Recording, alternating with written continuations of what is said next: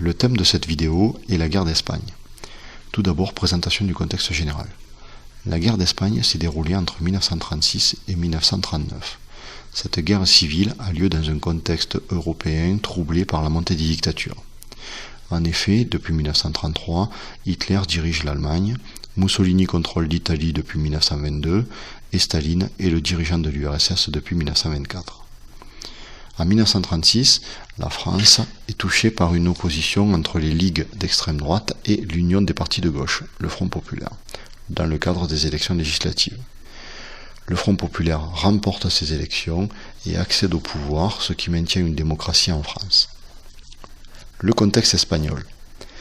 L'Espagne, devenue une république depuis 1931, souffre d'une grande instabilité politique qui provoque de nombreux événements violents.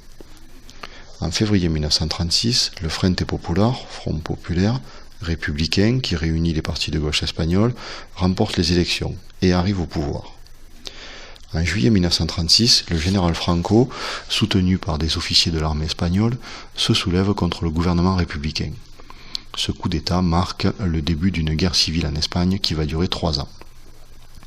Cette guerre oppose les franquistes, également appelés blancs ou nationalistes, représentants de la droite et de l'extrême droite, aux républicains surnommés les Rouges.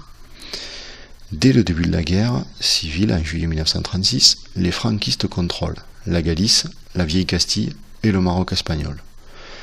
Les partisans du général Franco font leur jonction dans la ville de Badajoz en 1937.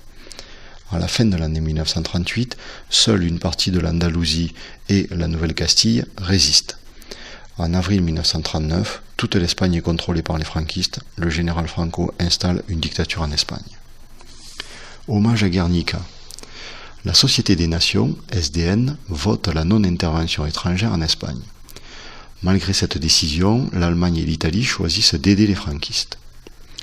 Le 26 avril 1937, la ville basque de Guernica est détruite par un bombardement de l'aviation nazie. Cette attaque a lieu un jour de marché, ce qui explique le grand nombre de victimes.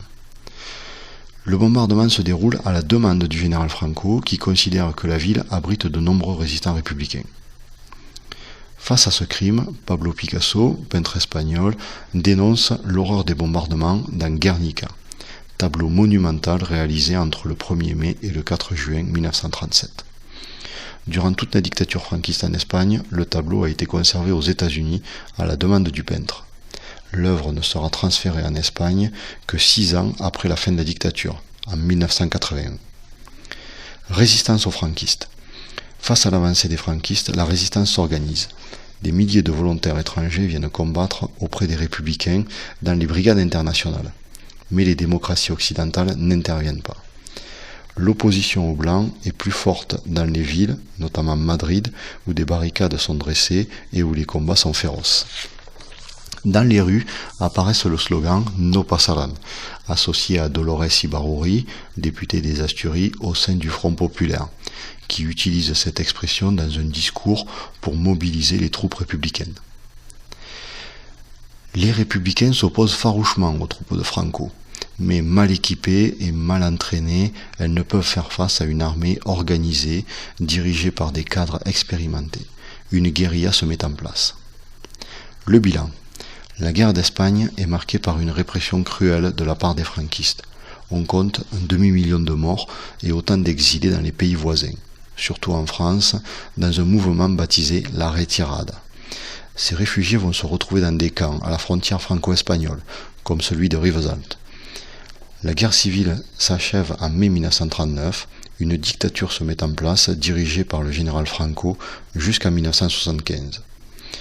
En 1936, Pablo Neruda, en soutien aux républicains espagnols, dans son poème España en el corazón, évoque « Généraux, traîtres, regardez ma maison morte », qui annonce de façon prémonitoire des années sombres en Espagne.